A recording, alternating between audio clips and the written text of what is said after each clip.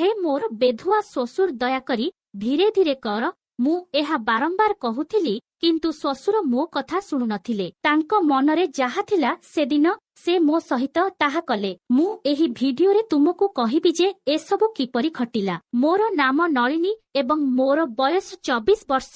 मु एवं मो श्वशुर संबलपुर रे रुहंती। गोटिए वर्ष पूर्वरु मो सासुंकर देह खराब हेबारु से हठात मृत्युवरण करिथिले। तांको मृत्यु परे मो श्वशुर बहुत दुखित होइगले। से समस्त दैनन्दिन काम छाड़ी प्रायतः घरे चुपचाप बसी रहुथिले। मो स्वामी मध्य किछि वर्ष पूर्वरु एक बस दुर्घटनारे मृत्युवरण करिथिले एवं सेबेठारु मु मो श्वशुरଙ୍କ सहित विधवा भावरे रहुछि। तेणु घरर समस्त दायित्व मो उपरे आसीगला। मु घरर समस्त काम करिबा सारिबा परे प्रतिदिन ऑफिस जाउथिली। एबे मो जीवनरे आउ केही नथिले। मो स्वामी आउ नाहंती।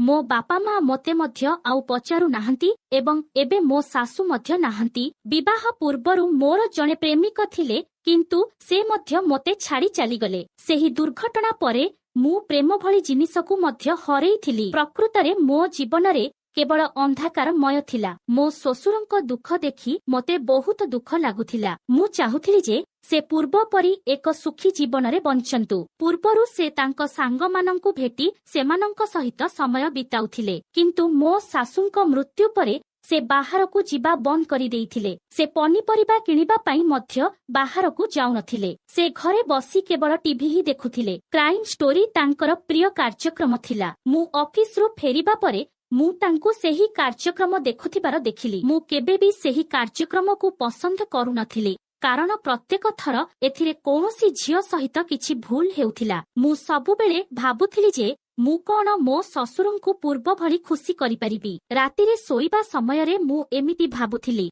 प्राय 2टा राति होइथिला मु पानी पीबाकू उठिली। मो ससुर ऊपर कोठरीरे सोइथिले। मु तळ कोठरीरे सोइथिली। जेतेबेले मु उपरु किछि पडिबार शब्द सुनिली। घरे संपूर्ण अंधार थिला। मु आश्चर्य होइगली। सेइठु मु देखिबा पई कोनोसी शब्द न करी धीरे धीरे ऊपर महलाकू गली। ससुरंक कबाट टिकिए खोला थिला। मु ताकू हालुका भाबरे टिकिए ठेली देई भितरकू चाहिली। भितरे जाहा देखिली ताहा देखि मु आश्चर्य होइगली। ससुर तांको मोबाइल रो टॉर्च जळाई देइथिले एवं तांको गामुछा संपूर्ण तଳରେ पड़िथिला। तांकर गोटिए हातरे मुठी मारी चालुथिले एवं अन्य हातरे मोबाइल थिला। हुए तो सेही समयरे बिछणा पाखरे रखा जाइथिबा पानी ग्लास तांको हातरु खसी पड़िथिला किंतु से एते मजी जाइथिले जे शब्द सुनी नथिले एवं पूरा जोर जोर रे आग पछ करी बहुत मजा नेउथिले। से एते मग्न थिले जे से कबाट खोलिबार शब्द मध्य सुनी नथिले। मु एसबु देखि पूरा पागल परिका होई जाउथिली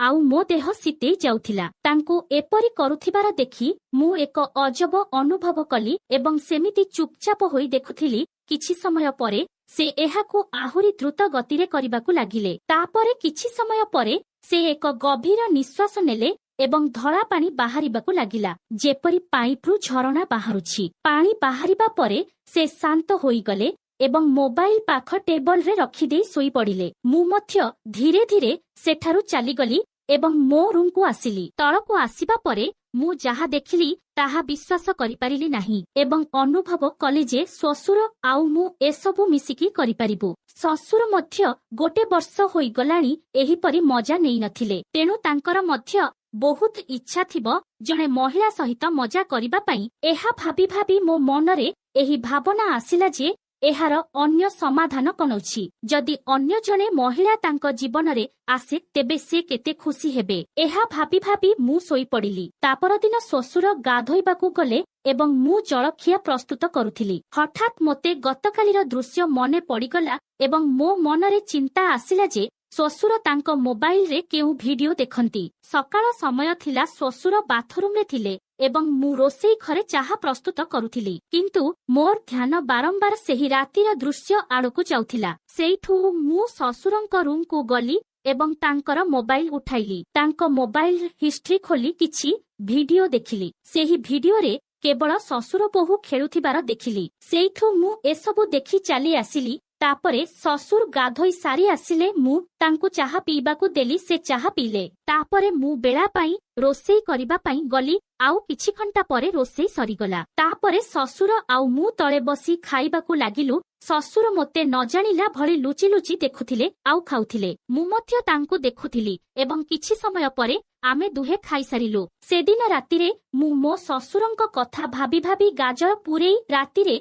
5 थर पानी बाहर करिछि। सेइठु हालिया होई सोई पड़िली। तापरे सकाळ पाइगला। मु रोसेई घरकू जाई चाहा फुटाउथिली। मो ससुर तांको फोन टेबल उपरे थोई देई से बाथरूम को गले, किंतु हठात किछि समय परे ससुरंक फोन रु किछि साउंड आसिला। मु जाई देखिली जे तांको फोन रे ससुर बहु कहानी भिडियो चलीथिला। मु टिकिए समय देखि बंद करिदेली। मो छाती खाली धुक धुक हेउथिला। मु भाबुथिली ससुर मोते ही दरकार बोली भाबुथिली। गोटे थर चांस मिलिले ससुर मोते पूरा घाइला करिदेबे बोली भाबुथिली। सेतिकी बेलकू मो ससुर मोते आसी छुई देले। मु चमकी पड़िली। सेइठु ससुर कहिले, बहुमा कोन भाबुथिल कि चमकी पड़िले? सेइठु मु कहिली, ना बापा किछि नुहम। सेइठु मो ससुर कहिले, ना ना तमे किछि मोते लुचेइबाकू चाहुछ।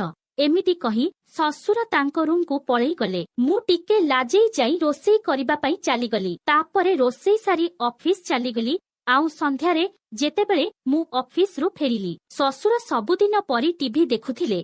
मु जाई तांको हाथ छुई कहिली, बापा आजि तुमे किछि खाइछ कि? सेइठु से टिके नर्भस होई गेले। कोन हैला मा? मु कहिली, मु काली रातिरे तुमकू सेठारे देखिथिली जे तमे संपूर्ण नीरव थिला। सेइठु से मोते दुखर सहित कहिले, मोते बहुत दुख लागुछि, कारण तम सासु जीवा दिन ठारू मोते एकाकी बहुत दुख लागुछि बोली कहिले। सेइठु मु कहिली, तुमर कोन अभाव कुह बापा, मु तमर इच्छा को पूरण करिबि बोली कहिली। सेइठु से कहिले, सतरे कोन तमे मोर इच्छा को पूरण करिब? सेइठु मु कहिली, हम बापा सतरे तुमर इच्छा पूरण करिबि। सेइठु बापा मो हाथ को धरी गोटे चुमा देले आउ मोते आलिंगन करिबाकू लागिले। मु मध्य तांकू साहयोग कली एवं तांको सहित मिसी मो रूम को गलु। ससुर तांको पॉकेट रे रखिथिबा एनर्जी बटिका को खाई पानी टिके पीले एवं से तांकर सबु इच्छा को पूर्ण कले आउ मोते बहुत आनंद देले। मु मध्य बहुत खुशी हेउथिली, कारण